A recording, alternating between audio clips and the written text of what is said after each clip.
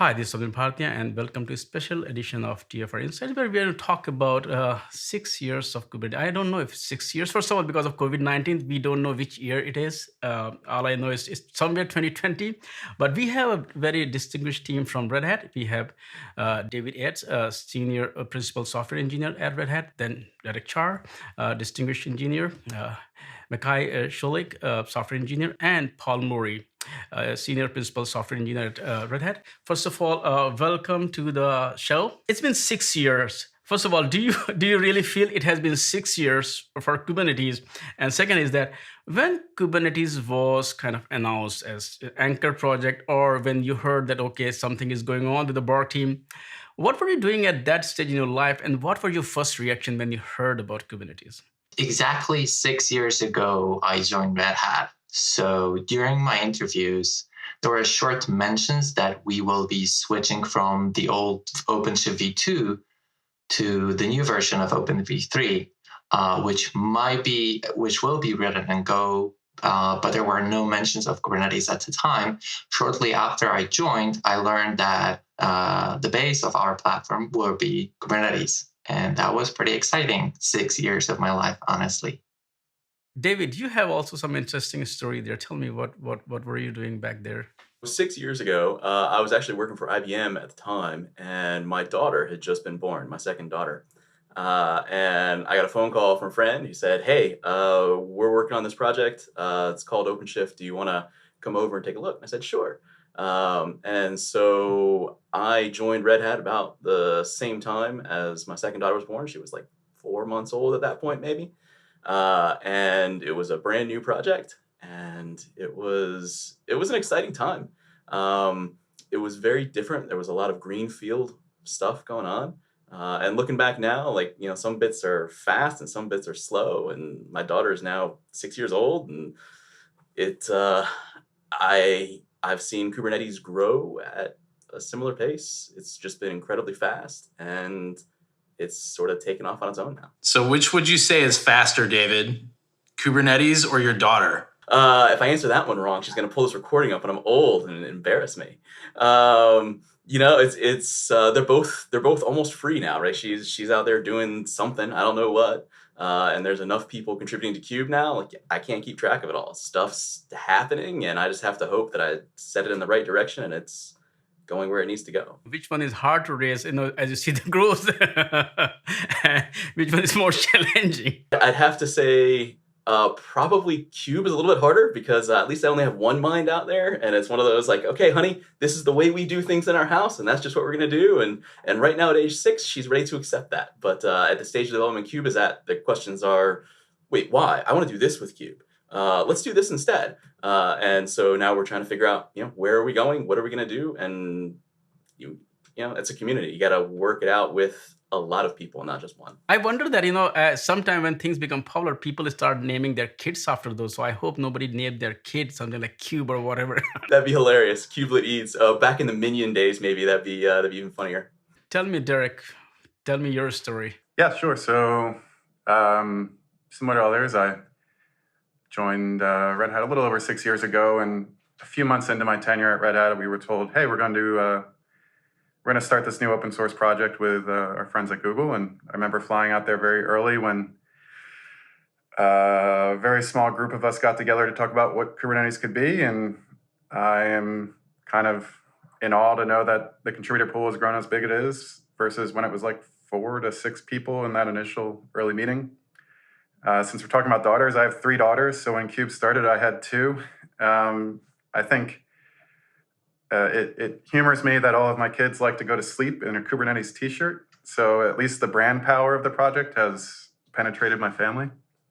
They don't quite understand what it is I do, but when I say that many of the platforms they interface with while sitting at home on COVID are using Kubernetes in the background, it somewhat is compelling to them. But as for it feeling like 6 years or not, I would say I feel 20 years older, maybe a lifetime smarter, and generally a little tired. And I'm happy to see that we get new energy in the project on trying to make it better as things go forward. Paul, tell me your story. When I first heard about Kubernetes, I had a full head of hair.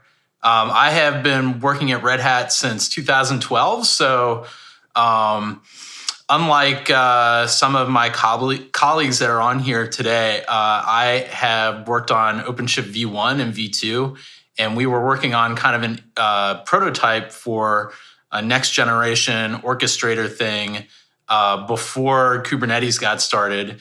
And I had the chance to try to support and enhance the OpenShift platform before that. So when I heard about Kube and the possibility of working with folks at Google, I was really excited about having that bigger tent and lots of great expertise on the Google side to learn from. If you look at Red Hat, of course, it's pure open source company. You're one of the oldest companies that came kind of commercialized open source with Linux.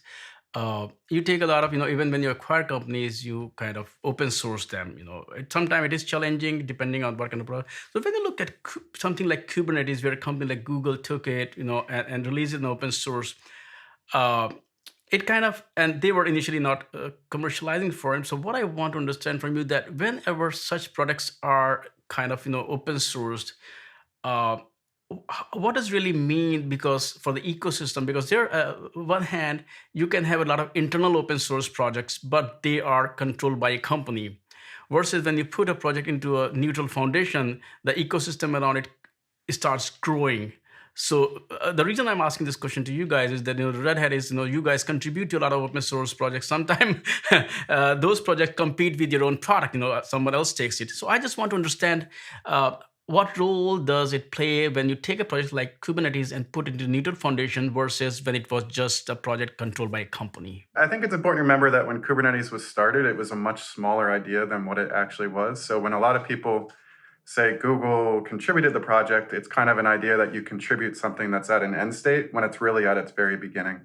And so I think each of us could tell stories that when we first touched Cube, it was 1/1000th of what it is today, right? So I think when I was introduced to the project, it had 3 concepts, right? And they were pretty minimal, but from those concepts, you could see how like a garden could grow type of deal. And so what I think attracted Red Hat towards the project was that everyone agreed there was a problem space that we could explore. Those first 3 concepts were very powerful. But then like the community was very open to hearing participation from others to organically grow and change it. So I can't know this factually, but I would assume Kubernetes looks different than, say, its predecessors in Google look like, in Borg or Omega.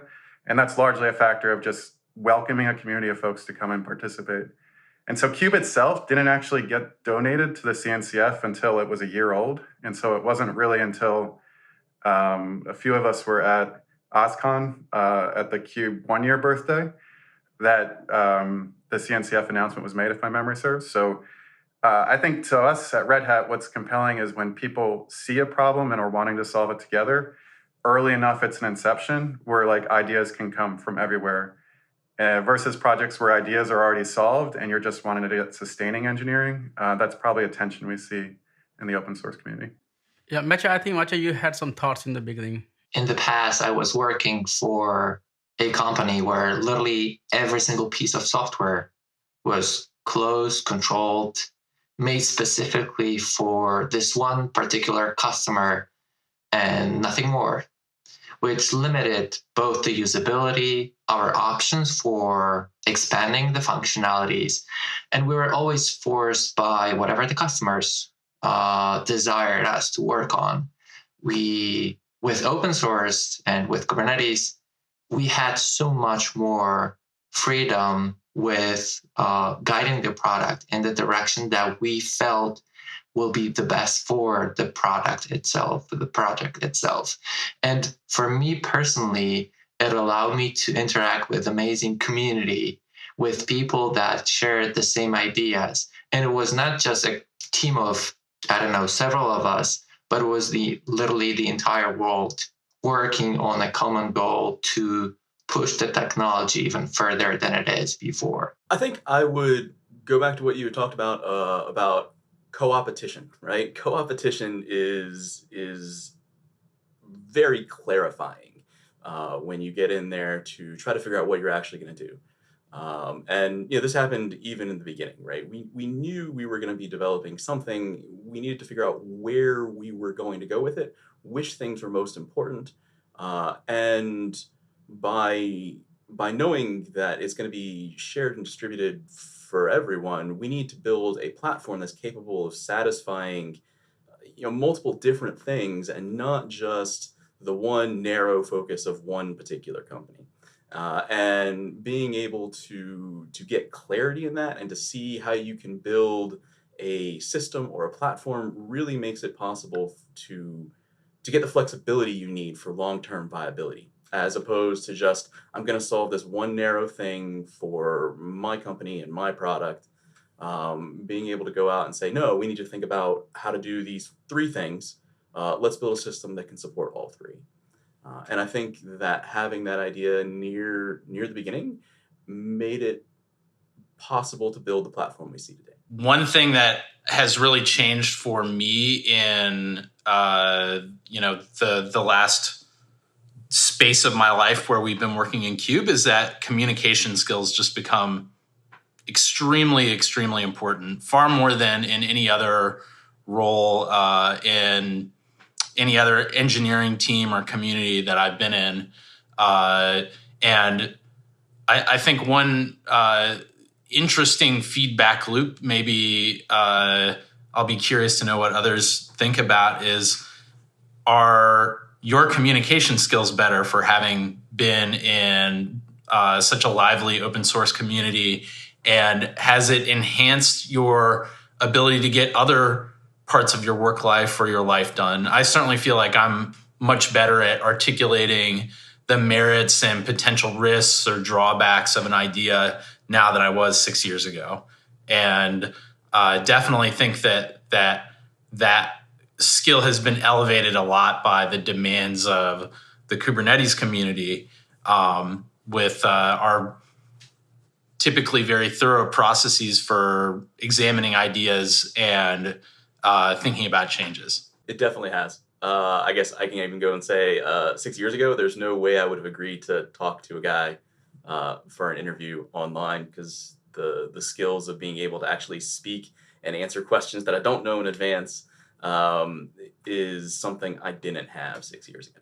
One more thing I'm curious, that if you look at 6 years ago, the early adopters of Kubernetes, the use cases were different than what we see today. Today, almost everybody wants to get on the bandwagon. So how does that also change, as you mentioned, the skill sets plus awareness? Sometimes people just go after the buzzword. So when you deal with a lot of customers or clients or ecosystem also, the user base has also evolved and changed over time with the spike in the usage itself. So how does that affect the skill set plus the awareness and education of not only the users but also community? Similar to when you're speaking to us and you're talking to some of its earliest project developers, there were very early project adopters who were kind of advocating for the value that the project could have in their organization. And if you speak to those first set of users, their career has probably had a similar arc where they've hopefully shown a lot of value to the organization in the last 6 years. And then you have a second wave coming in saying, hey, I see this other group has had a lot of good things by using a tool. Maybe we should use that tool too. Like all platforms can be misapplied or misunderstood. So I think that's something that I think all of us, when we talk to our product users, when working around Kubernetes, I think it's important for us to steer people in a positive direction on saying your use is an intended use of the platform rather than an abuse of the platform. And so you see a bit of that as you get kind of late adopters who might be following buzzwords. But I think in general, the core concepts of Kubernetes and the challenge of scheduling activities across large sets of computers and running core distributed systems, I think the basis of Kube is sound, that a lot of folks can get value without needing to be too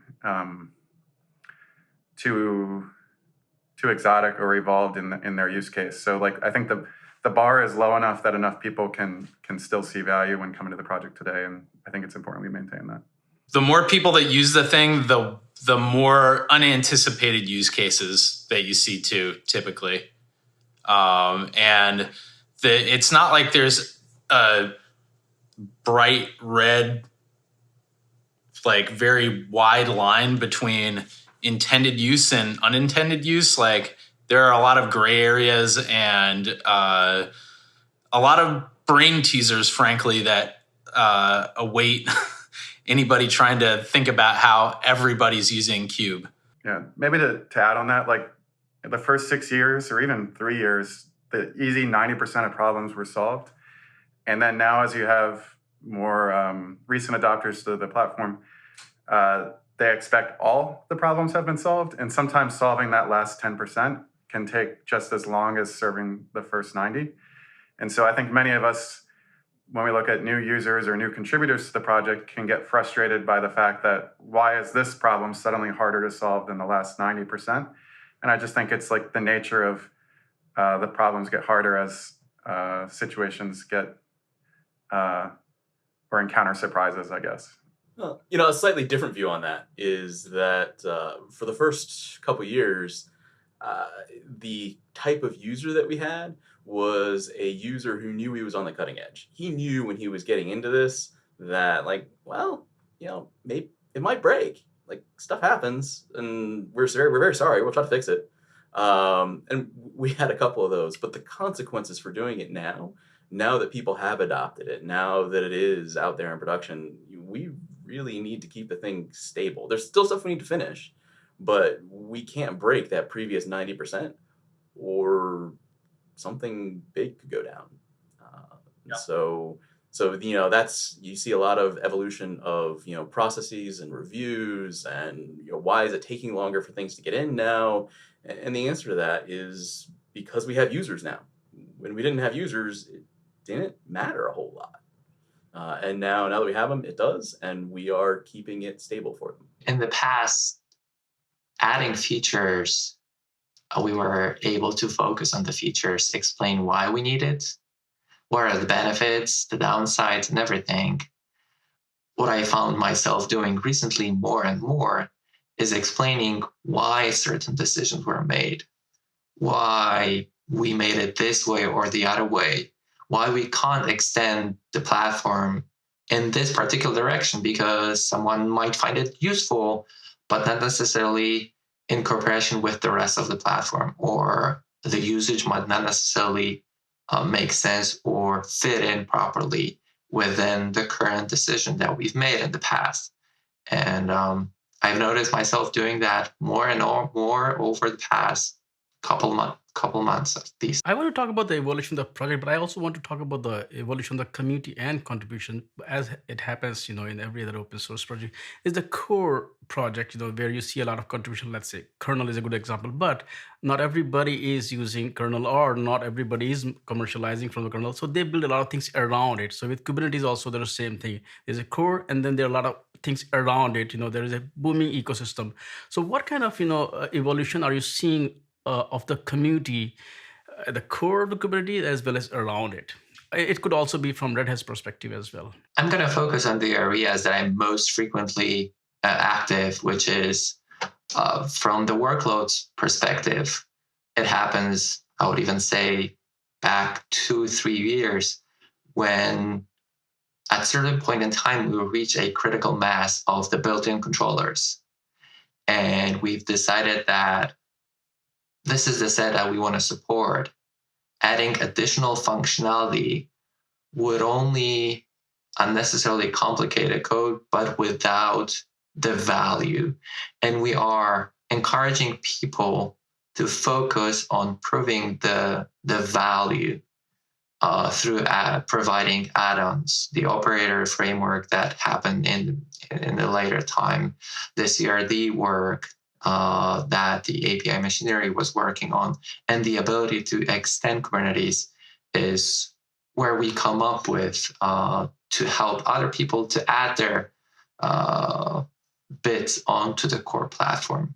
I think that we sit in a somewhat unique spot because OpenShift as a product has been building on top of Kubernetes for all of these 6 years. And so one of the things that we recognized while we were doing that is that there's a lot of technology that we could add to Kubernetes that would make it easier, not just for OpenShift to add their functionality, but for everyone to add their functionality. And you can see that in the arc that we have been working on for about the past 5 or 6 years.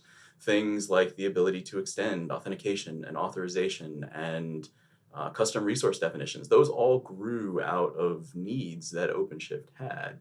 And now that we've been able to expose so many of those, I think we are seeing the broader ecosystem of things take off, right? You can look and you can see an operator framework built on top. You can look and see ideas like multi-cluster services coming about, right? Now that we have critical mass of functionality in the core product, we are looking at, okay, what can we do to actually make this even more resilient across multiple instances of what we produce? And can we use kube primitives to do that? And a lot of the stuff, a lot of the development that I have been seeing recently has been around efforts like that. How do I provide value around this platform that has now become a standard? Another theme there, in addition to like the technological extension, and I tend to focus on custom resource definitions as like the canonical example I use because they've enabled so much, and because I've lived in an era where I tried to extend Kubernetes when custom resource definitions didn't exist. It was really hard. Is along with like the technological possibilities from being able to extend Kube, I think it's also helped a lot of folks understand Kube better because they have the opportunity to easily write their own extensions that are very similar to the fundamental patterns of Kube and use those fundamental patterns. So the state reconciler one is probably number one with a bullet that that people haven't really seen or thought of as a design pattern before. And I definitely think that there's a lot more folks out there in the world that understand at a very deep gut level what the concept of a control loop is now, because they've been able to write their own because they were trying to extend Kube. So the extensions and technology possibilities help the community to up-level their expertise too. Yeah, I think the last thing I would add is just like, if you look at the stats of contributions in the core Kubernetes repo, 6 years later, there are still a healthy set of contributions coming in, but it's not at its peak. And I think that someone who's not familiar with the ecosystem might be looking at that data incorrectly, saying the project and ecosystem is dying because the contributions are declining, when in fact the projects and contributions that are being made are just being made in different locations that are extending Kubernetes itself. So you hear about projects like Istio or Knative or Prometheus or any of the other projects that have built on top of the core distributed platform that Kubernetes is identifying. And it's good that there's not just a group of 10 or 12 people blocking that innovation from happening. And so it's healthy that we have a lot of other places that people can build. From ourselves, I think, thinking about our careers at Red Hat and what we work on different things in a lot of cases than we worked on 6 years ago. Some of our work on a weekly basis might not be directed in the core Kubernetes repository. It might be working in one of these other broader ecosystem projects. And I think for us, we try to take those lessons that we learned in early Kube and help those new set of second wave projects be successful. And so I think we have a lot of pride in how the Kube community was built. And I know for us who go work in other communities that come afterwards, we try not to forget those lessons when helping formulate new ones. And so I think that's the other interesting thing I see happening, which is a lot of early Kube engineers are helping kickstart new projects that are building around Kube, and hopefully doing that in a healthy manner. If you look at not only just Kubernetes, but other cloud native projects, CNCF is doing something incredible also, because you're more or less talking about the community side, and which is, they run a lot of projects which is about mentorship also, as the developers who were there in the early days versus, they move on with their life, they either they switch jobs or they get married.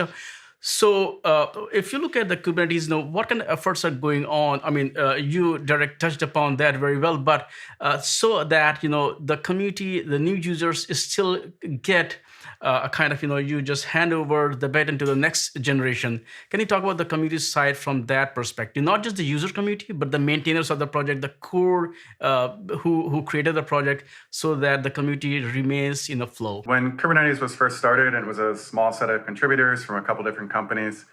There wasn't really a clear governance model in place for how the project would run moving forward. And so some of the very earliest contributors to the project got together and said, well, what does it mean to govern Kubernetes? Like, what is that governance model? And so we had kind of had an ad hoc group of specialized contributors that would look at various parts of the project. And from that like organic creation, we say, okay, well, we're going to formalize that into kind of special interest groups. And you can kind of think of it as the member states of Kubernetes project as a whole. And they each, look at their unique domains. So I look at Maciej and think, well, he's interested in workloads and scheduling. David, I look at API machinery. Paul has touched virtually every other part of the project. And so that formation and leadership model was rather organic, but then there was also some broader domain knowledge that was institutionalized within a forum for all of us to get together in an architecture SIG, as well as like the nuts and bolts of running the project from a governance standpoint, which was embodied in the steering committee. And so we're currently on our third rotation of steering committee members who are responsible for maintaining the project. And it had been 14 members, got down to 7. And then there were 2 elections where members in the community were able to elect new representatives. So for each iteration of that committee, like half the body is retired to make room for a new group of people. But there's been some sustainable leadership across each group. So from that original founding body of people who laid down the bylaws of the project, they were first serving on that steering committee. Then we got down to 7. Half of those people still maintained, and then we do a new rotation. And so as the project has evolved over 6 years, and every 2 years we have elections, you still have some people who understand the past history to help inform the present future. And then many of those people who worked in early Cube then went and took leadership positions in the CNCF. So you'll see some of those same individuals helping define the TOC rules and how new projects get in and the practices they follow. So I think in general, we try to make sure that where transitions of leadership happen, that there's somebody who still remains to help train up that new group of individuals, which often put their own unique stamp on things, but it's done in a way that is intended to guide a smooth transition and allow smooth off-ramps for new opportunities to come. It's a model that we have adopted for the Technical Oversight Committee in Knative 2 for the same reasons, that there's a gradual replacement from the community, by the community, for the community, but it doesn't happen all at once. So there's this continuity of leadership and history too. And one of the things that I think is like different but related to that is that because we have a culture within the Kubernetes community of discussing changes in writing and capturing those conversations in proposals, that you can go back and read, not like every single piece of information and context makes it into one of these things, but you can go back and read the discourse around almost every significant change, back to before there were SIGs for sure, and before there was a V1 API for sure. What that story reminds me of that makes me laugh is 6 years ago, I would try to find the answer for a problem, and you'd go to Google and Google it, and you wouldn't find anything. What I find happens, and I'm sure each of us has encountered this, is 6 years later, you Google something, and you're like, how does this work exactly? And you find yourself asking the same question in a GitHub issue 6 years prior. I find myself answering that question 6 years ago. It's like, 6 years ago, I knew the answer to that question. This is less than awesome. And so that's definitely a thing I think we've all experienced. I think that's one of the powerful parts of open source is you have that written record of questions you asked that you didn't answer and that you still want to know the answer to these days. And no, the problem remains. I think governance is sort of one half of like how do you keep a project going, but I'm more of a technology guy, and I'm more of like, how do I actually keep the nuts and bolts of this thing running? And that's developers. That's not a guy making a mission statement or figuring out how we govern. It's trying to find a guy who is interested in coming in and picking up a complicated piece of code. And that is getting harder over time, right? If you enter on the ground floor, there's just not that much there. You get to define what's going to be there. If you come in now, there is a fairly high threshold to be able to make significant changes to a project. And that scares away some people, but the people who get into it and really want to work on it, there's plenty of open space for them. And we have people who come in and they'll devote a significant amount of energy to it and become owners of particular areas. And I like seeing that happen. It means that someday I'll be able to retire and this project will just keep going. At the micro level, this is just people and meetings, either mailing lists, Slack conversations, weekly or bi-weekly meetings within our subgroups that we have created. And this is where the entire thing is going on. It takes time. It takes a lot of energy, but it pays off over time. David was mentioning about nuts and bolts. I just want to talk about nuts and bolts for a while. Most of you have been involved with the projects early on. How have you seen the project? I'm talking the code base itself or the user based on the user's base. The project itself has evolved. And what are some of the pain points that are still there? Not about the complexities of the user, but some pain points that are still there, which you're like, this is a problem that we still have to solve. Okay, I have one example, and I'm pretty sure that all three of my friends will laugh at it, but the cron jobs controller that I wrote way in the past, and it's still a pretty good example how the simplest possible controller could look like in the code base. The only downside is the performance of the controller is questionable because it is written as we were writing controllers 5 years ago. It did not have the necessary power to be rewritten to the new framework that is currently literally every single other controller uses for writing controllers. With luck, I have my fingers crossed. With luck, we should be able to rewrite the cron job controller within the next couple of months. And I know that there will be a lot of people waiting for the moment when cron jobs will be GA because they are currently still in beta. And I've heard multiple people complaining about that fact. So that's probably one of the biggest issues that I'm personally interested in improving. So asking the question, where did you put all the dirty laundry seems a little bit like cheating. So I'm gonna say that there isn't so much like one area of the project, except maybe for Maciej. There isn't really so much of like it's all just in one spot. But what can happen is that you design for what you think is going to be a primary use case, and you build that out and you make that work. And over time, the target shifts, and you shift with it, so that you can still provide the functionality that people need, but the code gets a little bit crufty around it. And I think there's a lot of places like that where if we went through and devoted some effort, we'd be able to reduce complexity and lower the bar for new developers to join. So they aren't always looking at it going like, what is this thing? And you're like, well, that frobulator does this. And like, but the product doesn't do that. Yeah, these things happen. And we could eliminate stuff like that.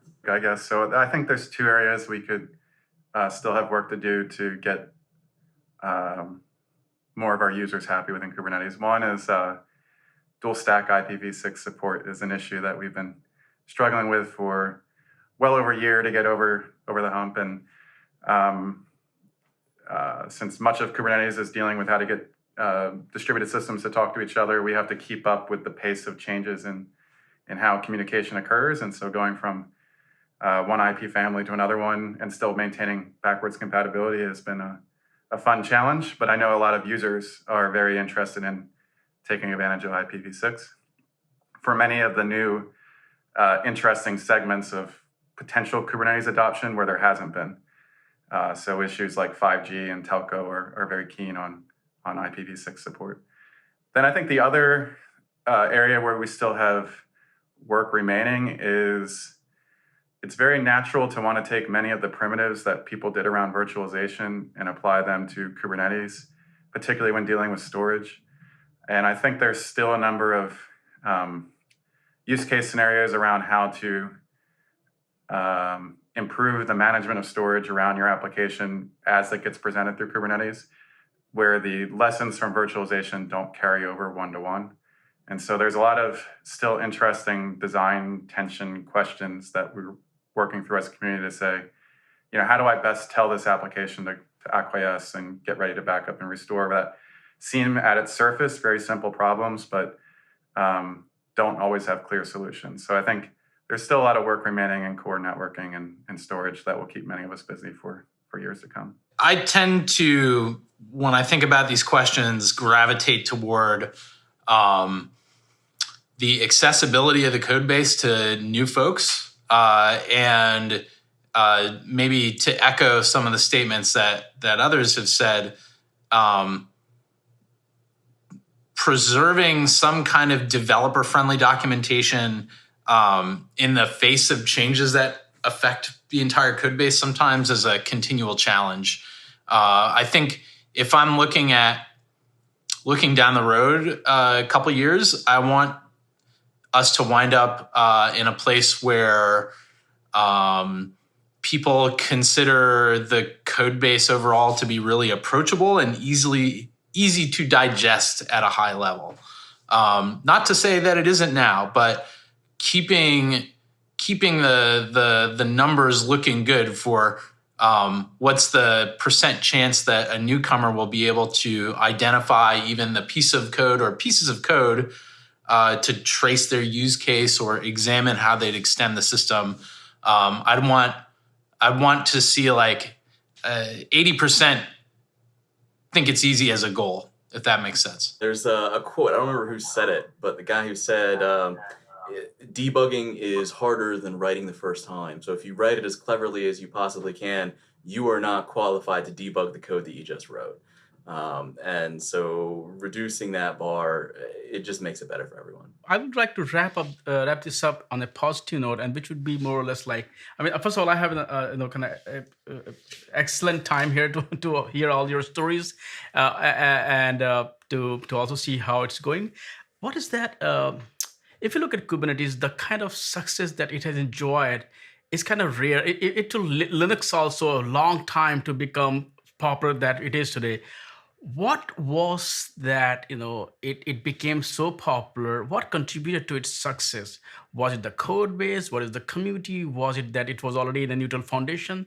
What are your take? What do you think worked for Kubernetes? I would vote that the community in combination with the open source made it perfectly to jump to the project where it is these days.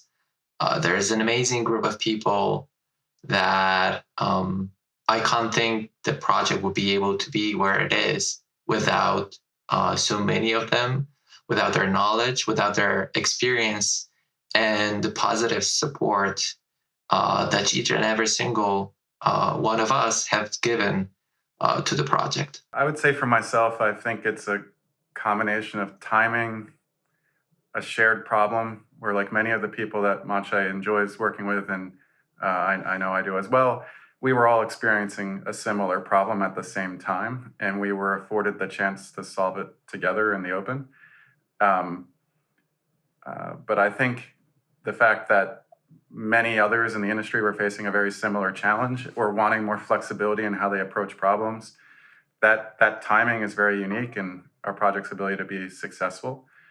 I think many of us had some backgrounds in prior approaches towards middleware that were more, language specific. And I think what made Kubernetes really appealing to many folks, and containerization itself appealing to many folks, is that it provided the right primitive to allow people to make choices locally for how they want to build their applications without inhibiting how they manage those applications in production. And that ability to respect like the local artistry of the developer who's working on their app, but still giving them a lot of powerful primitives around how to structure it afterwards, I think is really what made us successful.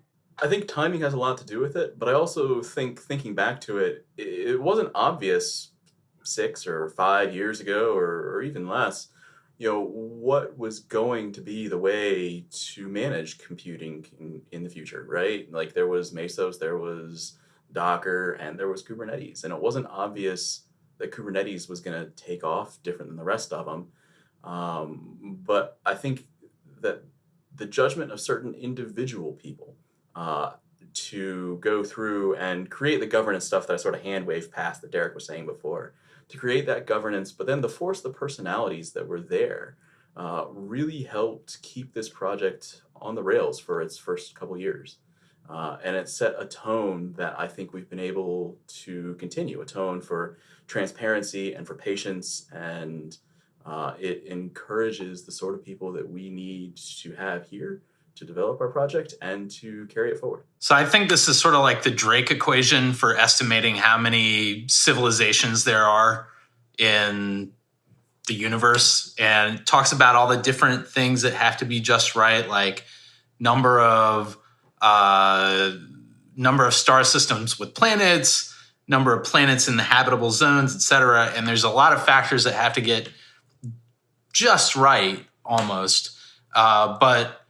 So it's hard to discount any one of them or emphasize any one of them in that regard. But I think one of the things that I'll pay special attention to here is that the Kubernetes community has consistently been really, really welcoming to newcomers. And I think that, if I had to if I'd have to identify one thing that if you took away, you wouldn't have that lightning in a bottle success, I think that the welcomingness and like overall just really wonderful community that we have has been extremely central. I think you're right. There are so many different components that played a role in timing, code, community, welcoming community, a neutral foundation. And at the same time, we had learned a lot of lessons from other open source projects, that what works, what doesn't work. So that also played a very big role. David, Derek, Maciej, and Paul, thank you so much for taking your time out and sitting here or standing there to talk about this 6 year of Kubernetes. And I look forward to talk to you again. Thank you. I wish it was in person so that after that we could have gone down to grab some beer, but that is not going to happen. So just thank you.